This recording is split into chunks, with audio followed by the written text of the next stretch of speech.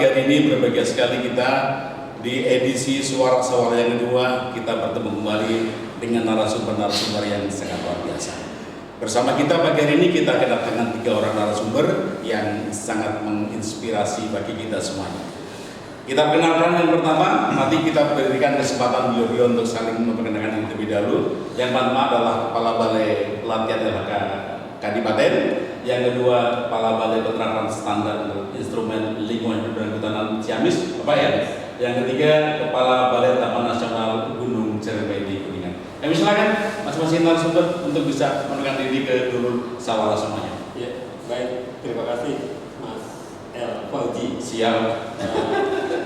Mas El Fauzi, saya sebagai dari Balai Pelatihan Lingkungan Hidup dan Kehutanan Kadipaten yang mulai di sini sejak November tahun 2022 hingga saat ini.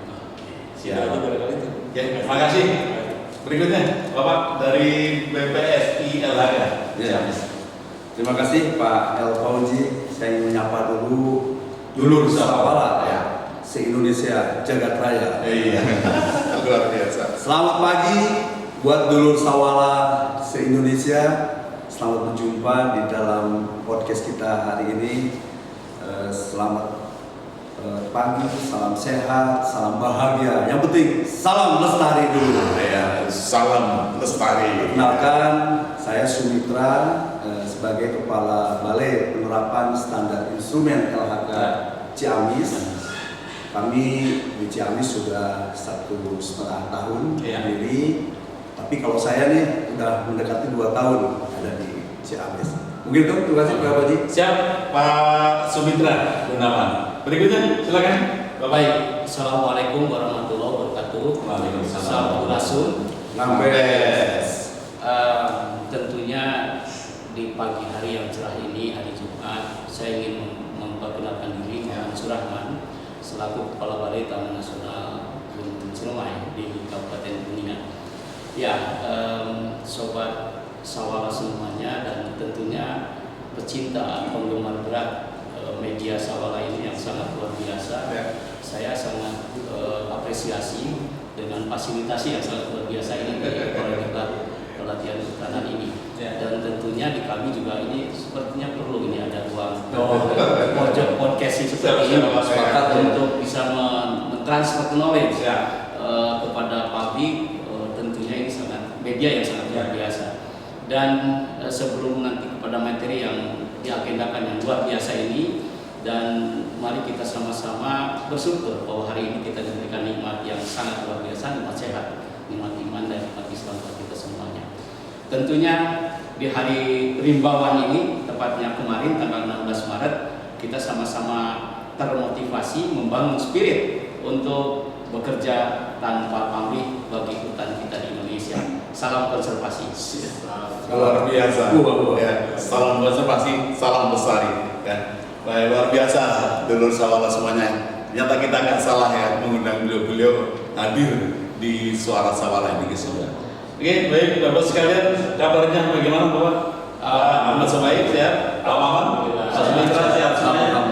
Alhamdulillah. Baik. Mungkin di antara semoga dulur Sawala semuanya tetap sehat ya. Selalu dilimpahi barokah dari Allah SWT. Amin ya rabbal alamin. Baik, mungkin Bapak-bapak sekalian, dulur Sawala ada beberapa yang mungkin belum paham ini terkait dengan tupoksi masing-masing satker di mana Bapak-bapak Ibu sekarang menjadi pimpinan satkernya. Mungkin yang pertama dari TNGJ dulu ya, Pak Maman ya. Baik.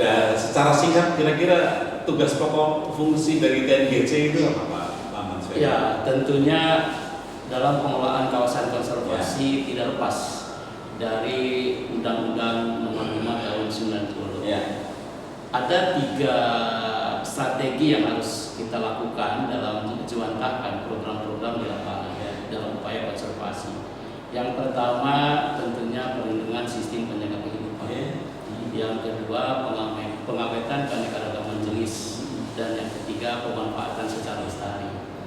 Bahwa Gunung Ciremai yang saat ini menjadi taman nasional sejak 19 Oktober 2004 melalui SK Menteri Kehutanan saat itu nomor 434 itu merupakan gunung api aktif normal yang posisinya itu berdiri di tengah kota, sehingga wajib barangkali dan tepat saat kemudian waktu itu Kementerian Kehutanan mendeklar atas usulan dari kedua kabupaten Majalengka dan Kuningan untuk dijadikan kawasan konservasi. Menyikapi hal tersebut akhirnya dilakukan kajian yang sangat komprehensif dan akhirnya Gunung Ciremai ditetapkan sebagai kawasan konservasi dalam Taman Nasional.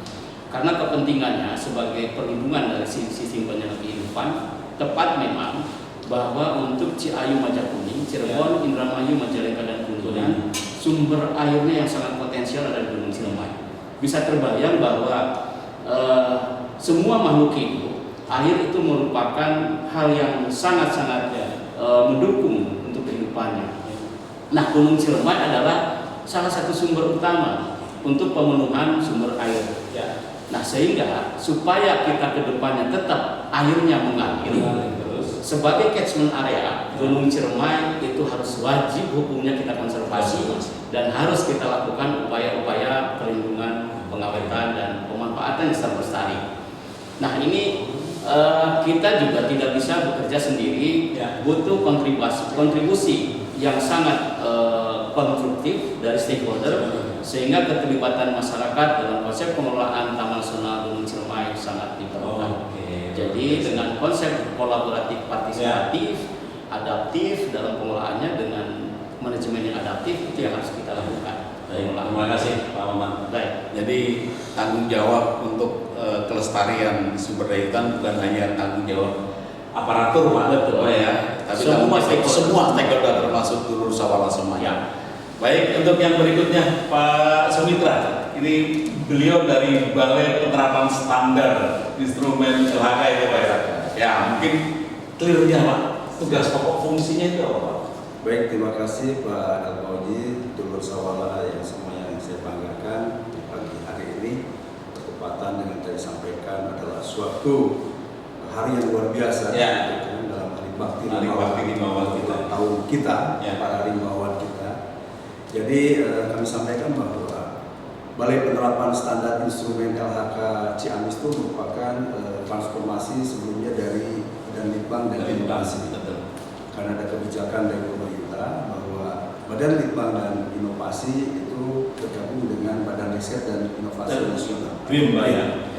Nah, dengan begitu maka di Kementerian LHK terbentuk salah satu badan yang baru, yaitu Badan Standarisasi Instrumen LHK atau BSI LHK berdasarkan Permen LHK nomor 15 tahun 2021. Adapun kami di tingkat tapak itu dibentuklah organisasi di tingkat tapak yang baru, yaitu adalah Balai Penerapan Standar Instrumen LHK.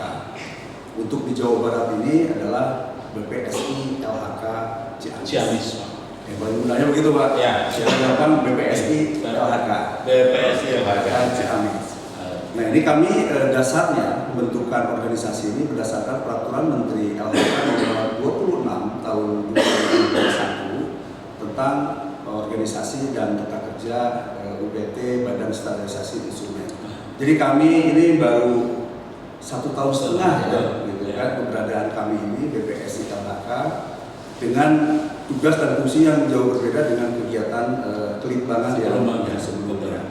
Adapun tugas kami di dalam melaksanakan atau core bisnis kami adalah melakukan pemantauan dan fasilitasi penerapan serta pengujian dan verifikasi penilaian kesesuaian standar instrumen lingkungan hidup dan kehutanan di tingkat tapak.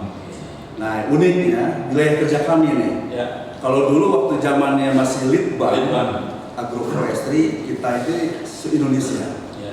Nah, dengan sekarang bertransformasi menjadi BPSI LHK Ciamis, wilayah kerja kami adalah ke barat itu sampai dengan Sukabumi, Purwakarta, kemudian Indramayu sampai ini batasnya di barat. Yang sampai ke timur kita Temanggung. Nah, Di Jogja itu tidak masuk di kami. Ya. Jadi kita batasnya adalah sampai dengan Temanggung, Temanggung. kemudian mana tuh ya? Kendal, Oh. itu masuk ke wilayah kerja. Ciamis. Mungkin itu Pak. Oke, terima kasih Pak Sumitra. Jadi jelas ya bagi Donor Sawala semuanya tentang BSI LHK yang ada di Ciamis. Dulu adalah bank agrofresi ya, betul ada transformasi menjadi. Nah sekarang sebagai tuan rumah ini Pak Ahmad Sobai ini, gimana untuk opsi balai biar Donor Sawala semakin clear dan jelas semuanya. Iya, Silakan. betul. Ini memang momen yang sangat penting Ya. ya supaya Donor Sawala itu melihat Kementerian Lingkungan Hidup itu tidak hanya hutan alam, Betul. Ya. kemudian reboisasi, tapi di dalamnya juga ada pendidikan dan pelatihan, Betul. ya kan? Ya. Pendidikan itu dilaksanakan oleh sekolah kejuruan Ya. kehutanan, ya kan?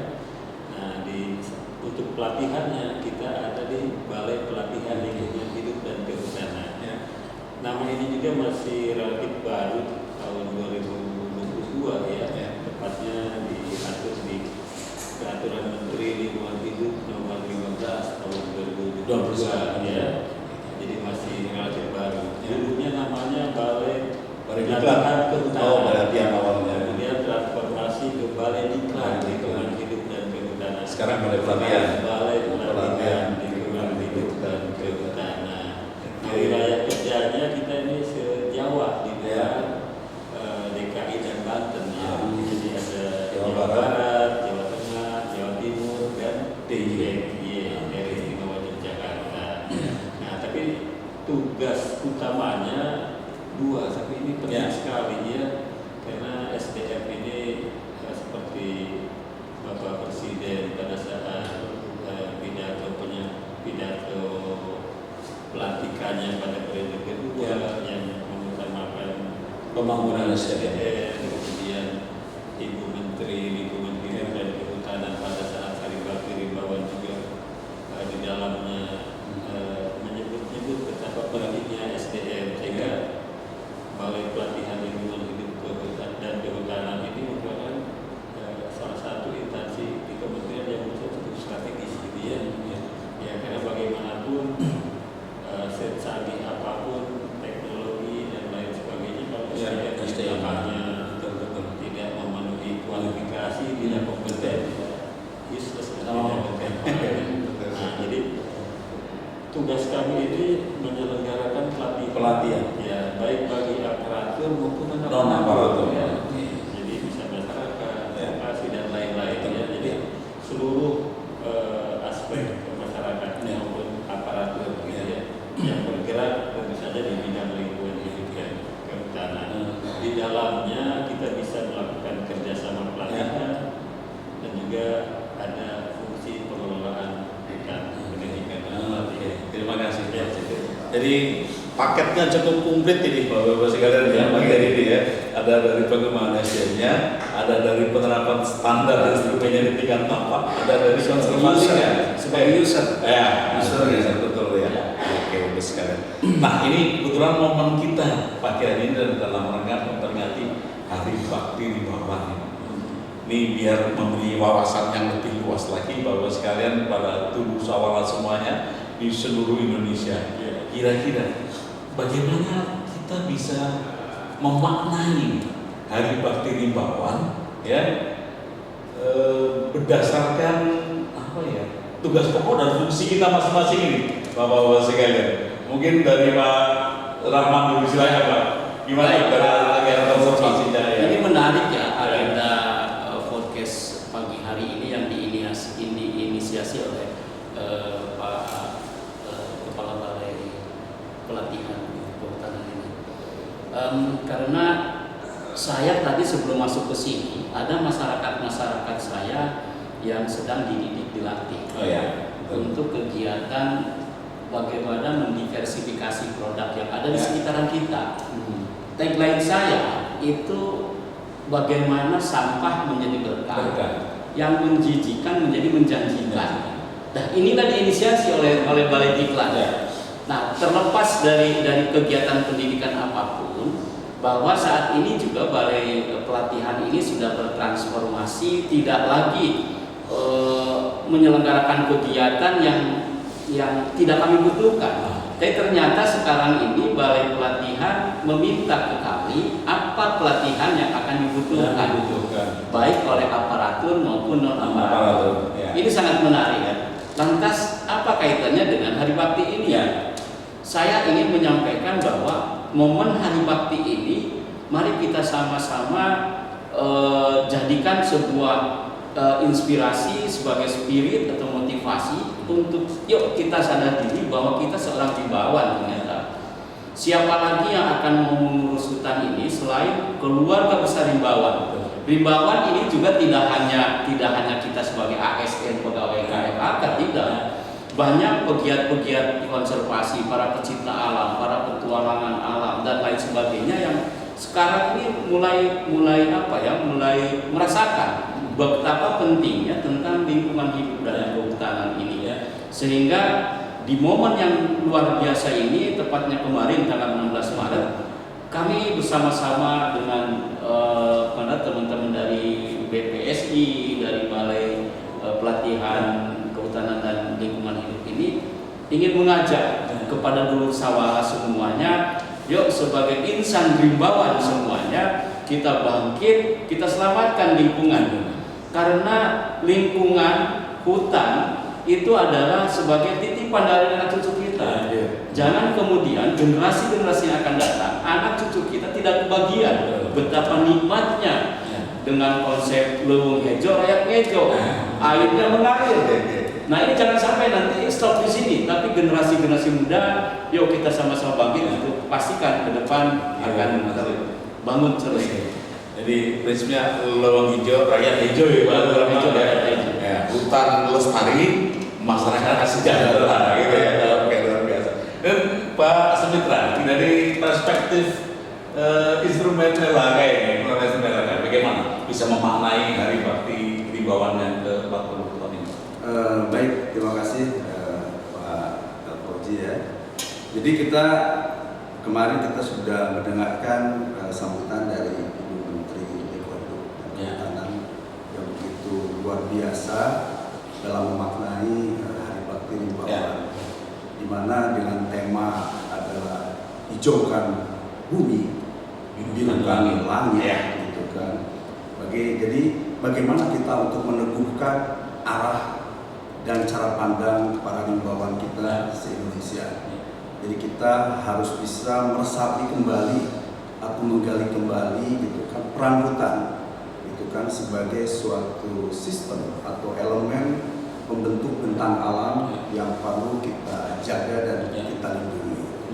Nah, berkaitan dengan menjaga dan melindungi hutan dan lingkungan, kami dari BPSI LHK Ciamis yang merupakan di bawah naungan Badan Standarisasi Instrumen LHK telah menghasilkan atau merumuskan 492 standar instrumen. Nah, adapun yang produk kami betul-betul yang di produk tahun 2022 kemarin, kita sudah merumuskan atau menghasilkan kurang lebih 8-9 standar yang mandatori. Mandatori itu artinya wajib ya, gitu kan? Dan itu sudah ditanamkan di dalam perizinan lingkungan.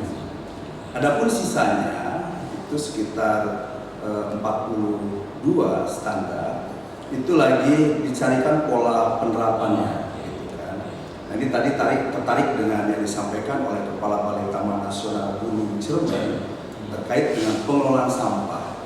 Itu di kami bisa disinergiskan ke depannya, Pak Maman, ya gitu. Karena kami tahun 2022 mengawal pengelolaan sampah pada bank sampah. Nah ini jadi menarik sekali apabila masyarakat di sekitar Taman Nasional Gunung Ciremai, gitu kan, ingin mengelola sampah melalui bank sampah. Kita ada instrumennya, ada regulasinya, yaitu Permen LHK nomor 14 tahun 2021 tentang pengelolaan sampah pada bank sampah. Jadi nanti masyarakat binaan dari Balai Taman Nasional di area-area pendakian bisa membentuk namanya itu bank sampah unit. Nah itu cukup SK-nya dari kepala desa atau kelurahan setempat, gitu kan. Nah, yang perlu didorong lagi adalah terbentuknya bank sampah induk. Nanti, nah ini bank sampah induk ini ya didorong harusnya dengan teman-teman dari dinas LH setempat. Dalam hal ini mungkin kalau di Kuningan yaitu di DLHK Kabupaten Kuningan, kemudian kalau yang di Majalengkanya berarti DLH ya Kabupaten Kuningan. Itu untuk BSI-nya, karena nanti BSI itu bank sampah induknya akan memberikan edukasi atau pembinaan kepada bank sampah unit-unit yang ada di daerah itu. Masuk pembelajarannya. Pembelajarannya itu udah pasti. Karena kenapa bank sampah hadir? Karena akan lebih kepada edukasinya.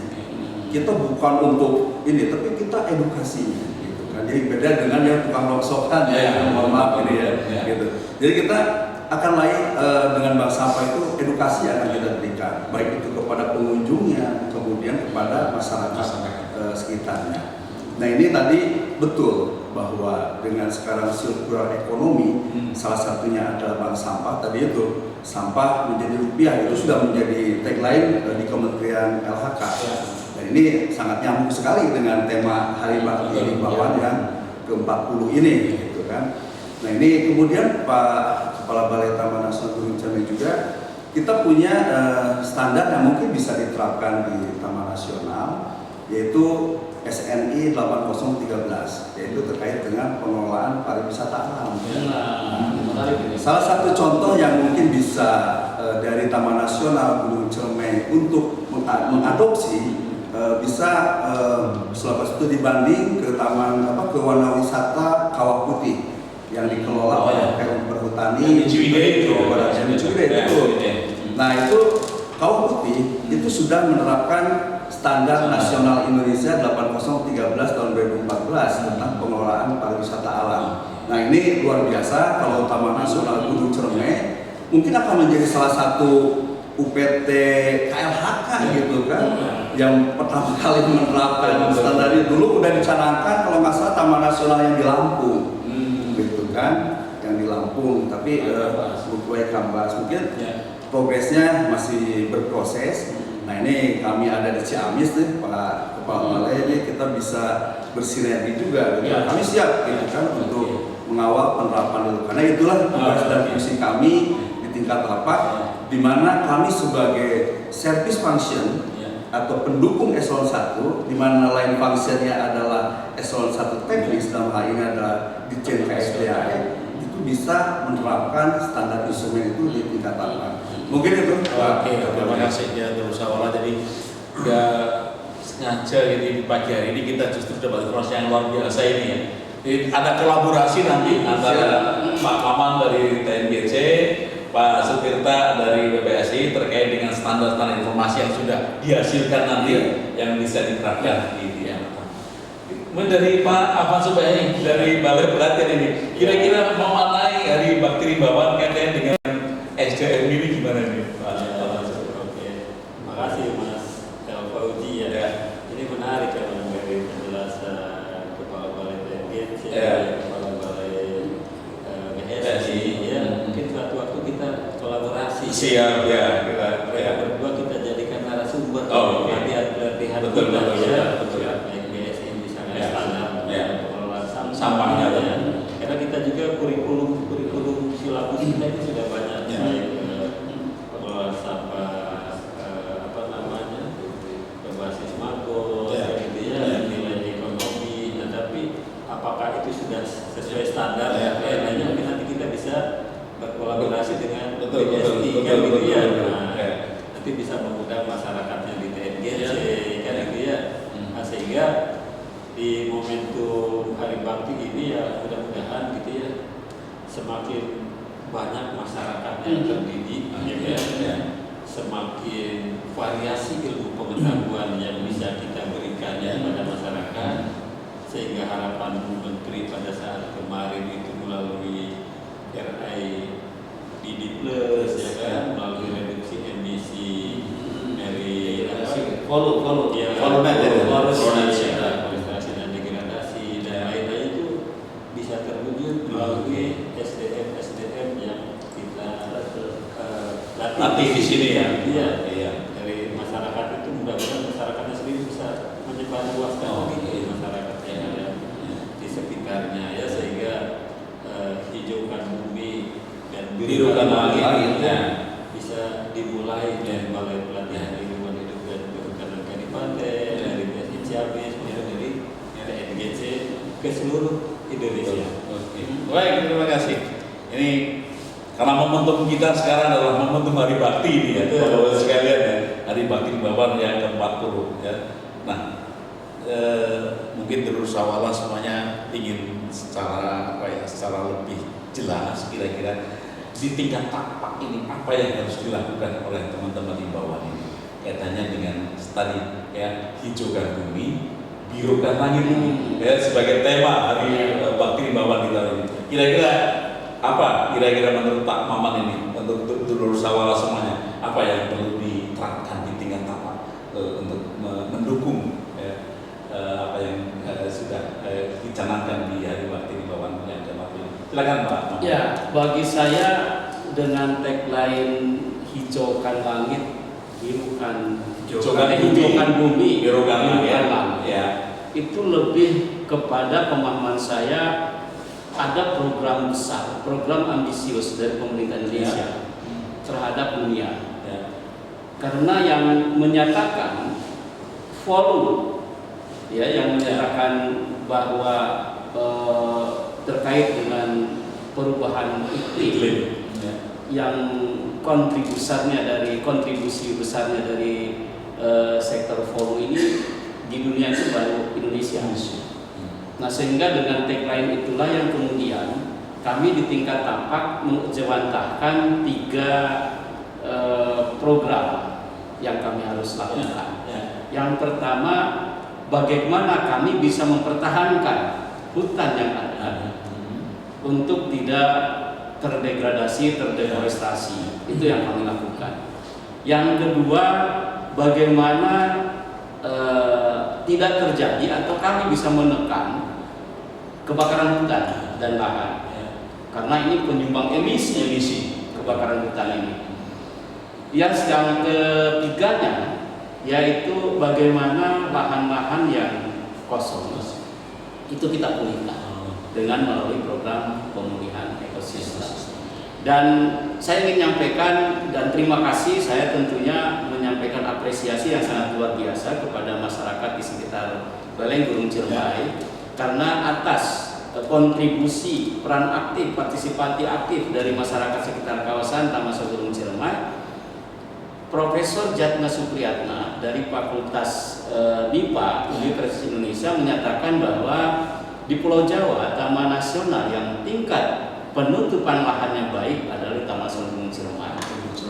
Kita akan disambung ya untuk Gunung Ciremai. Tentunya ini program kembali kepada program pemulihan ekosistem. Kalau seandainya tingkat kesadaran masyarakatnya rendah, tidak akan mungkin terjadi ini. Nah, karena tingkat kesadarannya masyarakat sekitar kawasan Gunung Ciremai sangat tinggi, peran aktifnya sangat luar biasa dalam upaya menjaga pelestarian kawasan Taman Nasional Gunung Ciremai, memulihkan kembali lahan-lahan yang yang kosong dan menekan terjadinya kebakaran hutan. Itulah yang kemudian Taman Nasional Gunung Ciremai sekarang bisa dinikmati. Jadi ada Ya. hasilnya kelihatan teman-teman semuanya. Gunung Ciremai menghijau terus kelihatan dari dengan 3 kegiatan. Dan terbukti Pak Profesor Jatna Supriyatna yang menyampaikan. Oke, sekarang mungkin dari perspektif pengembangan SDM-nya dulu, Pak Ahmad, sebagai selaku kepala balai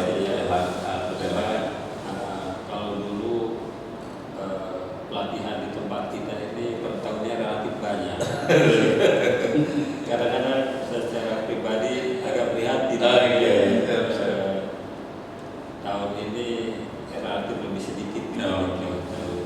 Tapi mudah-mudahan karena pengembangan kompetensi ini tidak hanya melalui iklan, mungkin masih bisa melalui media-media lain. Cuma kelebihan dari pelatihan itu, pelatihan yang kita selain ilmu, pengetahuan dan keterampilan, juga diajarkan tentang sikap. Karena itu penting ya Pak. Pintar saja tidak cukup ya. Kalau pintar terus menyalahgunakan pintarannya malah bukan kita baik ya. Pinter ya. Jadi lu hejo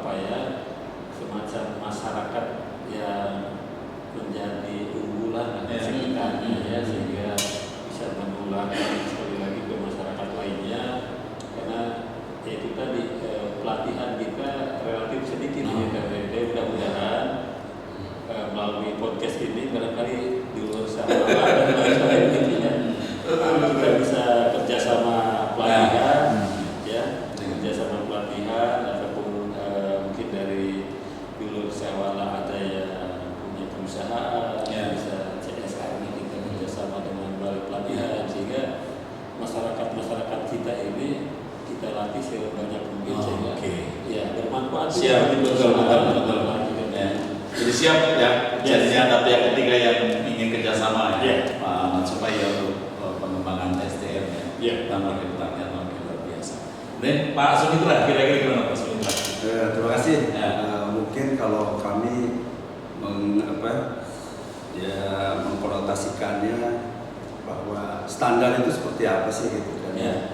Gitu. Ya ibaratnya kita bapak-bapak semua nih atau guru Sawala se-Indonesia ada namanya helm ber-SNI dan helm yang tidak ber-SNI gitu kan.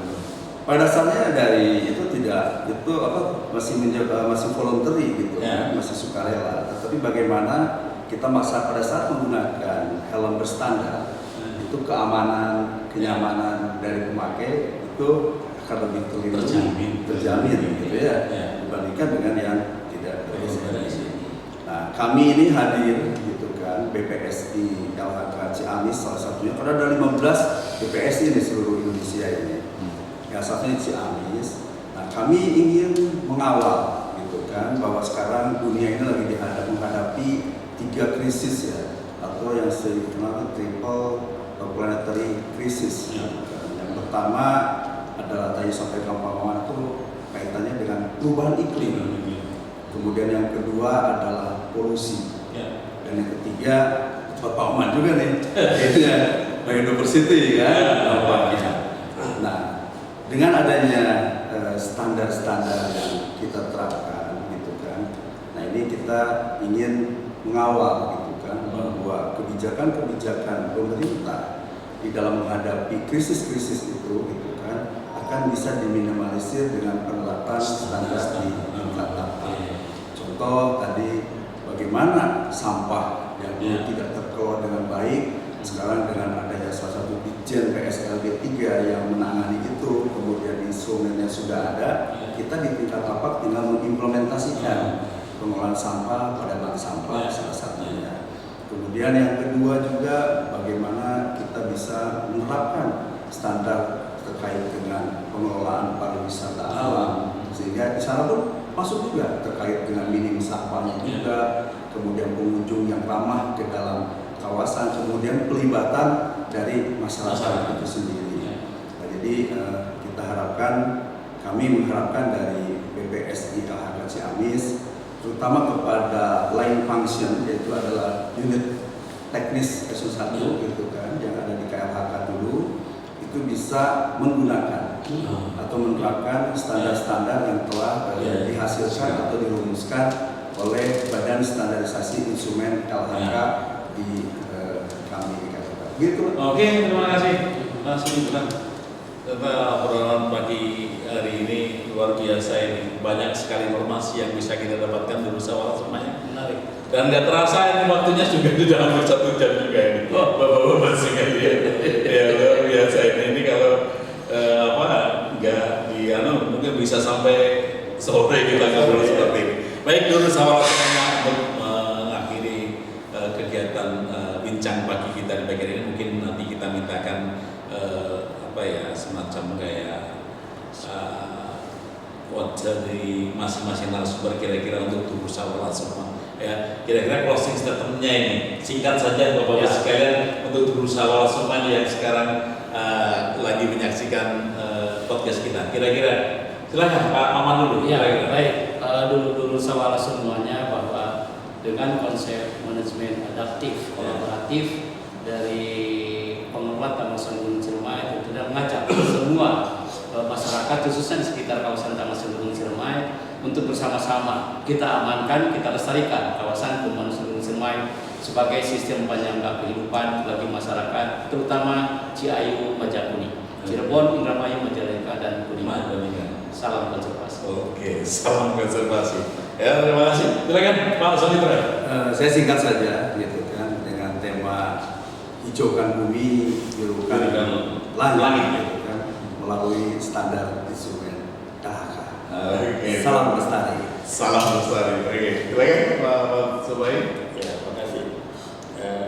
Sesuai tema pada hijaukan bumi, birukan langit itu bisa terwujud melalui insan-insan yang terdidik melalui Balai Pelatihan Lingkungan Hidup dan Kehutanan Kadipaten, SDM maju, SDM kompeten, hutan lestari, masyarakat sejahtera. Oke, terima kasih luar biasa buat pagi ini. Dulur sahabat semuanya, ya demikian bincang pagi kita di pagi hari ini yang edisi kedua. Terakhir saya akan menutup dengan salah satu kata-kata mutiara yang disampaikan oleh Bapak Mahatma Gandhi. Bumi menyediakan cukup untuk memenuhi kebutuhan setiap orang, tapi tidak untuk keserakahan setiap manusia. Salam konservasi, salam lestari, salam rimbawan. Hijaukan bumi, birukan langit. Terima kasih Bapak sekalian.